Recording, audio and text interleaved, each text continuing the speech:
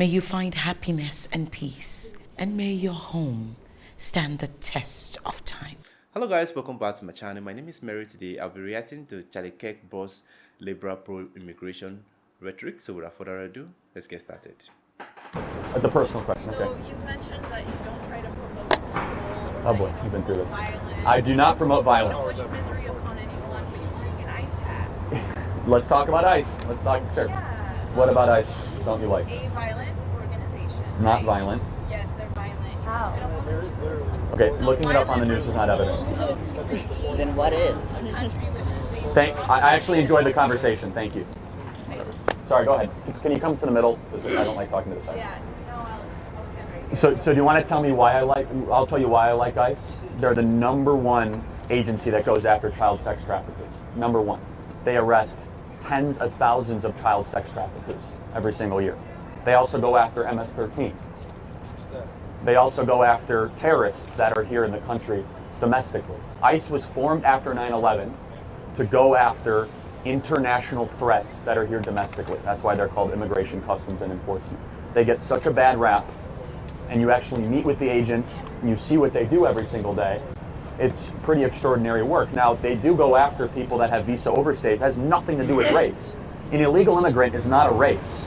Most of the visa overstays are people from Hungary or from Indonesia or from Japan. If you are here illegally, you should not be here despite your race. The immigration debate is demagogued by politicians by being a racial issue. It has nothing to do with race and everything to do with the rule of law. You say it has nothing to do with race, but inherently it does. Okay, why? Because these immigrants are so many in the media. Targeted, right? Yeah, people from Hispanic. And I think what's being said and like what I've definitely heard is like I've heard like this civil discourse is exactly what you're wanting, and that's exactly what we need to have on campuses is conversation from all sides and being heard and representation. But also it's just kind of contradictory to what you were saying earlier that you're like, oh, I believe in love and support for everyone, and like don't get me wrong, I'm not trying to say I disagree with everything you said, but like I get it, the child sex traffickers going after them. That's awesome, that's great. But then also if you support love and like wanting to hear from everything like you're saying, you're also supporting the corporation that tears families apart from their kids and keeps them in dog kennels. Not a corporation, and I do encourage you to visit an ICE facility. First of all, they don't. The dog kennel thing is completely and totally untrue. Let me just. Wait. I've seen it firsthand. He's been the one. It's just not even close to being true. It's also if you go to one and you're like, hey, I'm coming to visit. It's just like when a health inspector comes to a company, you clean it up, right?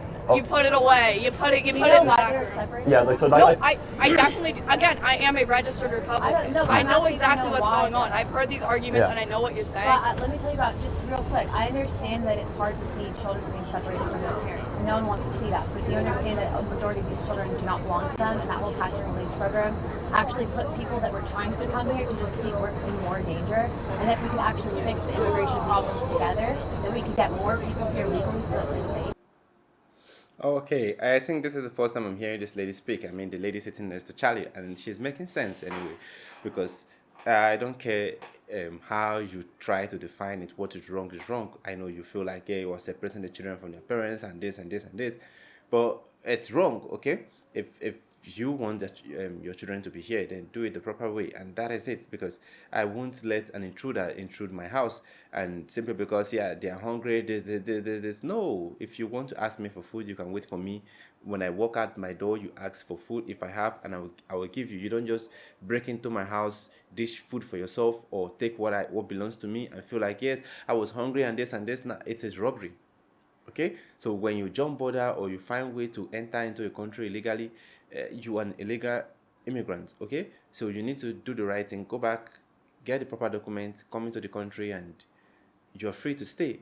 Okay, while you are in the country, you can work the paper for your children, to bring them here. You don't just need to bring them illegally or feel like try to be emotional about this, trying to feel like when you bring emotion to something, you feel like it is right. Nah, what is wrong, no matter how emotional you are about it. And I think that's what Charlie is trying to point out,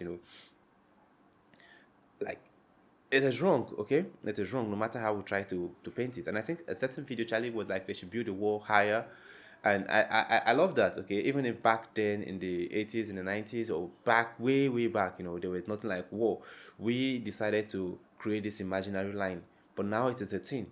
and we need to respect it, because that is what separates a country from another country. I think in Africa we practice almost the same culture, because when you pay attention to how each and every one of us behave, you know that there is a root that we have been traced from, because a whole lot of our food looks the same, feels the same, tastes the same, but we call it different name. It shows that we were all one in a certain point in time. It's just that now we are all different because of migration and all, but still we exhibit similar culture. So yeah, I think before the British came into Africa, there were no this line demarcating different region, was it wasn't there. But yeah, it's there now. We need to respect it. Before you come into someone country, you need to take the appropriate, permission. And if you are accepted, you can come in. Even if it takes 5 to 6 years, just keep on applying. Eventually, if they want you, they will accept. And that is the right thing to do. If you feel like you miss your children, you can as well travel home, see your children, and come back. The reason why you are in that country is to fend for them. So even if they are not there with you, you can travel, pay them a visit, then come back. Because you won't say that because your families or all your families are not staying with you, you want to bring all of them to the United States. No, you go back home, you pay visit to them, you be with them for like a month, 2 weeks, then go back.